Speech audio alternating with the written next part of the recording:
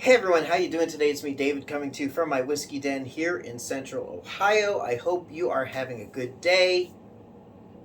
It's getting colder in here in Ohio. There are a few flakes flying around outside, plus a little snow. So, so winter is quickly approaching.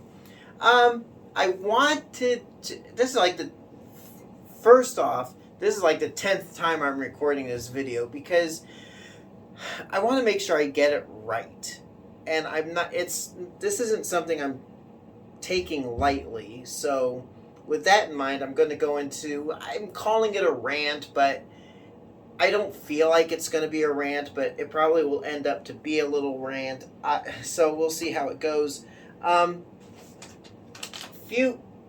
of months ago, I got this bottle of Stag. I won the chance to purchase it in an Ohio liquor bottle lottery, and posted a video about it. Most of the comments were good.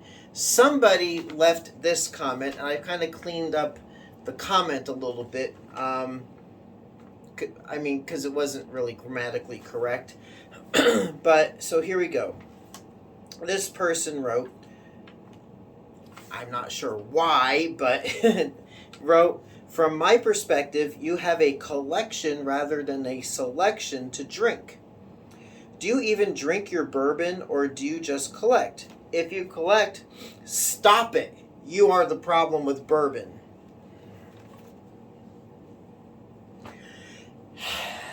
I'm going to get a nice clean glass. Unfortunately, we have hard water here in Ohio. My cleanest clean glass.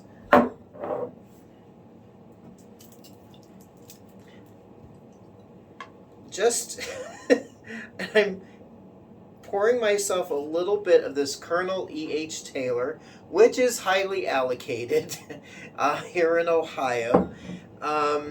I've seen it in other states for over $100, $200. Because, well, first off, I'm going to try to prove a little point. Yes. And I'm not trying to do this as a personal affront to me. Because this person's comment kind of got me thinking, what exactly do I have here?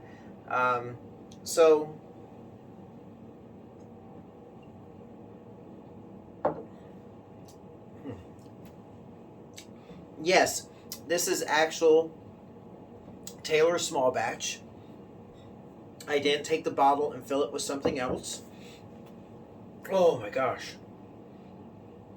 That first bit just burns the old esophagus.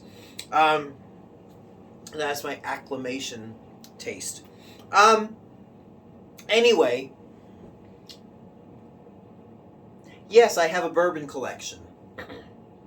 And of that, I do have a selection that I enjoy. Case in point, Colonel Taylor, a bottle of Blanton's that I enjoy a drink of every now and then. In fact, I counted the amount of bottles I have here. I have 176 bottles of whiskey, mostly bourbon. Now, let me break things down a little bit. Of that 176, I have 12 bottles, you can't see it, 12 bottles off to the side on top of a shelving unit that I have record albums sitting in.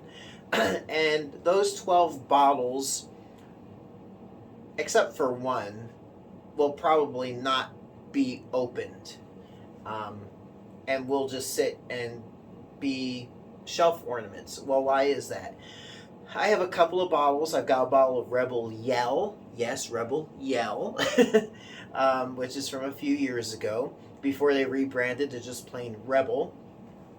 I have a few other bottles that are in their previous release bottles and labeling, including a Wild Turkey 101.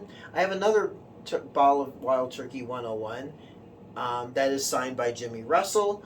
And most of the other bottles that I have are bottles that have been signed by the master distillers of their respective distilleries. I think I had, maybe it's up there.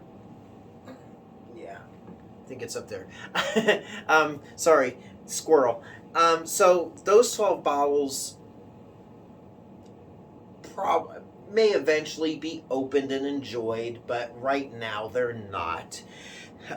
So that leaves me 176 bottles. No, I'm sorry, 164 bottles.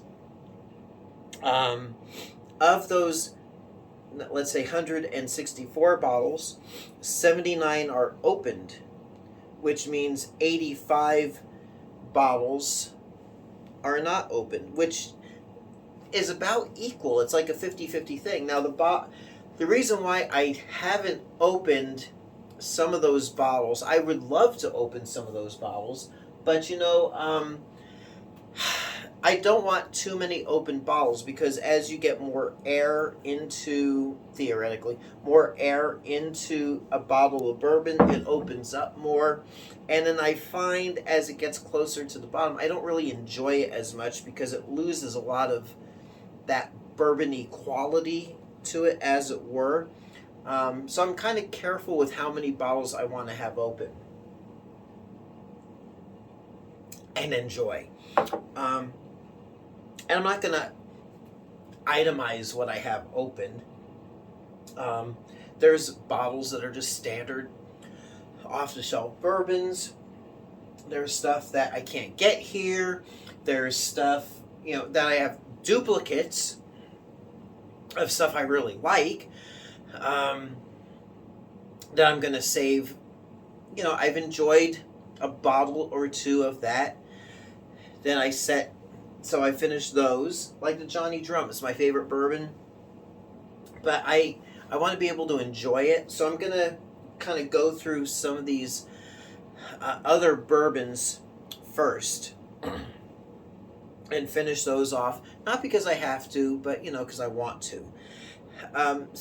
Now, I'm not quite sure why this person that I've only drank this much, all right, the last day or two. So anyway, so I'm not quite sure what this person's kind of getting at, that buying bourbon is the problem with bourbon. I don't go hunting down special or allocated bottles. If I see it, and I have the money, I'll grab it. And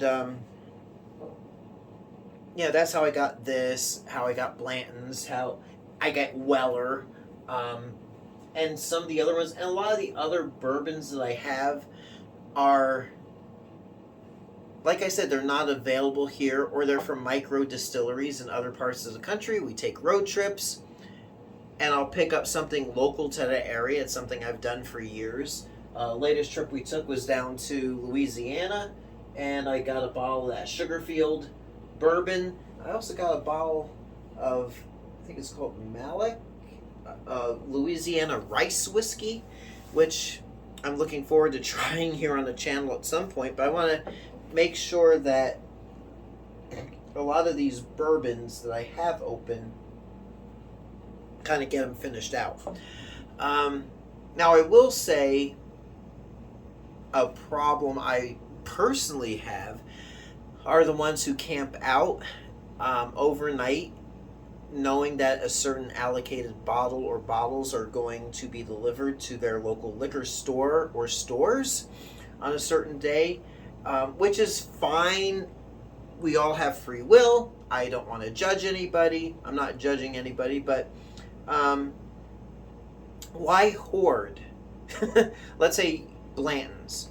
Why hoard it if I know if I'm getting like a few bottles of it from different suppliers? That's a few bottles. That's a bottle someone else can't try and enjoy, that they're hunting for. And most of these people, from what I understand, are flippers They will sell it on the secondary market. So if you buy a bottle of Colonel Taylor for $50, they may want to flip it for $100.